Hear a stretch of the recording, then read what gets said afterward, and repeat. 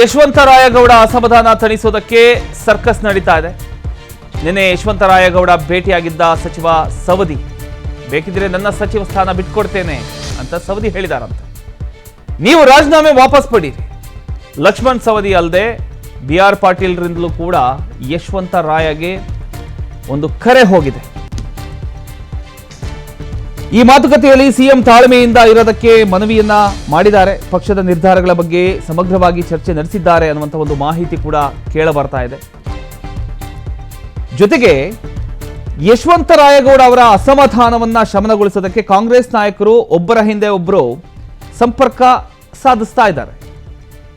ನಿನ್ನೆ ಸಚಿವ ಲಕ್ಷ್ಮಣ್ ಸವದಿ ಅವರು ಯಶವಂತರಾಯಗೌಡ ಅವರನ್ನ ಭೇಟಿ ಮಾಡಿ ಮಾತುಕತೆಯನ್ನ ನಡೆಸಿದ್ದಾರೆ.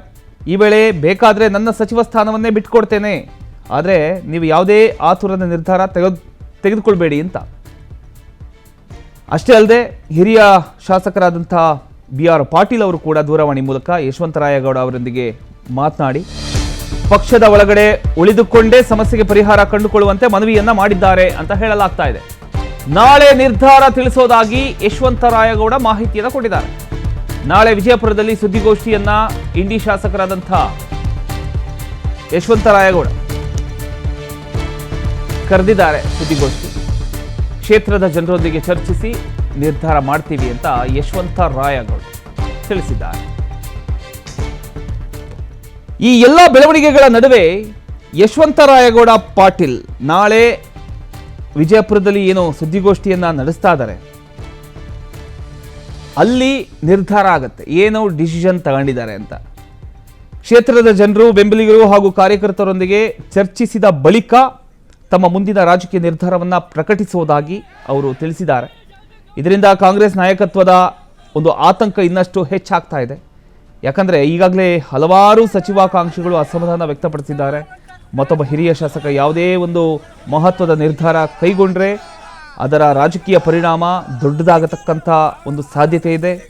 ಒಟ್ಟಿನಲ್ಲಿ ಸಚಿವ ಸ್ಥಾನ ಸಿಗದ ಅಸಮಾಧಾನವನ್ನು ಮಾತುಕತೆಯ ಮೂಲಕ ಬಗೆಹರಿಸೋದಕ್ಕೆ ಸಿಎಂ DK ಶಿವಕುಮಾರ್ ನಿರಂತರ ಒಂದು ಪ್ರಯತ್ನವನ್ನು ನಡೆಸ್ತಾ ಇದ್ದಾರೆ. ಆದರೆ ಯಶವಂತರಾಯಗೌಡ ಅವರ ಅಂತಿಮ ನಿರ್ಧಾರ ಏನಾಗಿರುತ್ತೆ? ಅವರು ನಾಯಕತ್ವದ ಮನವೊಲಿಕೆಗೆ ಒಪ್ಕೊಳ್ತಾರಾ ಅಥವಾ ಹೊಸ ರಾಜಕೀಯ ಸಂದೇಶವನ್ನು ನೀಡ್ತಾರಾ ಅನ್ನೋದೇ ಈಗ ರಾಜ್ಯ ರಾಜಕೀಯದ ಒಂದು ಬಹುದೊಡ್ಡ ಕುತೂಹಲ. ಒಟ್ಟಿನಲ್ಲಿ ನಾಳೆ ಸುದ್ದಿಗೋಷ್ಠಿ ನಡೆಸಿ ಹೇಳ್ತೇನೆ, ನನ್ನ ಪ್ರತಿಕ್ರಿಯೆಯನ್ನು ತಿಳಿಸ್ತೇನೆ ಅಂತ ಕೂಡ ಹೇಳಿದ್ದಾರೆ. ಕಾದು ನೋಡಬೇಕಾಗಿದೆ.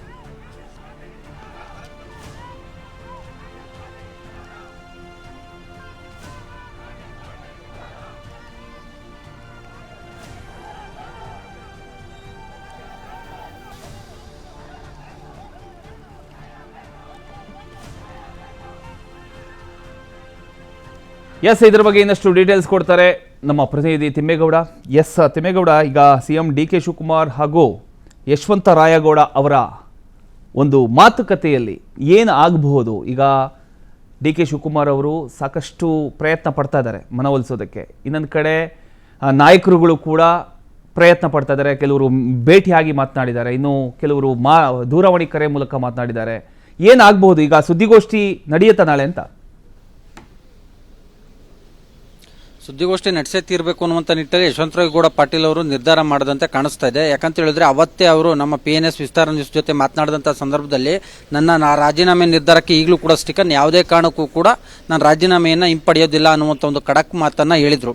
ಸೊ ಹೀಗಾಗಿ ಅವರು ರಾಜೀನಾಮೆಯನ್ನು ಹಿಂಪಡೆಯುವಂಥ ಒಂದು ಲಕ್ಷಣಗಳು ಕೂಡ ಕಂಡುಬಂದಿಲ್ಲ. ಸೊ ಹೀಗಾಗಿ ಒಂದು ಕಡೆಯಾಗಿ ಸಚಿವ ಸ್ಥಾನ ವಂಚಿತ ಶಾಸಕರ ಭಿನ್ನಮತೀಯ ಚಟುವಟಿಕೆಗಳು, ಮತ್ತೊಂದು ಕಡೆಯಾಗಿ ಪಕ್ಷದಲ್ಲಿ ಪಕ್ಷದಲ್ಲಿ ತಲೆದೋರಿರ್ತಕ್ಕಂಥ ಒಂದು ಬಂಡಾಯ, ಇದು ಎಲ್ಲ ಒಂದು ಕಡೆಯಾಗಿ ಮುಖ್ಯಮಂತ್ರಿ DK ಶಿವಕುಮಾರ್ ಅವರಿಗೆ ಇದೀಗ ದೊಡ್ಡ ಮಟ್ಟದ ತಲೆನೋವು. ಯಾಕಂತ ಹೇಳಿದ್ರೆ ಸಹಜವಾಗಿ ಸಂಪುಟ ವಿಸ್ತರಣೆ ಸಂದರ್ಭದಲ್ಲಿ ಈ ರೀತಿಯಾದಂಥ ಭಿನ್ನಮತೀಯ ಚಟುವಟಿಕೆಗಳು, ಭಿನ್ನಮತ ಬಂಡಾಯ ಸಹಜ. ಆದರೆ ಯಾವಾಗ ಇದು ದಿನೇ ದಿನೇ ಹೆಚ್ಚಾಗ್ತಾ ಇದೆ, ಅದು ಎಲ್ಲ ಒಂದು ಕಡೆಯಾಗಿ ತಲೆನೋವಾಗಿ ಪರಿಣಮಿಸಿರ್ತಕ್ಕಂಥದ್ದು.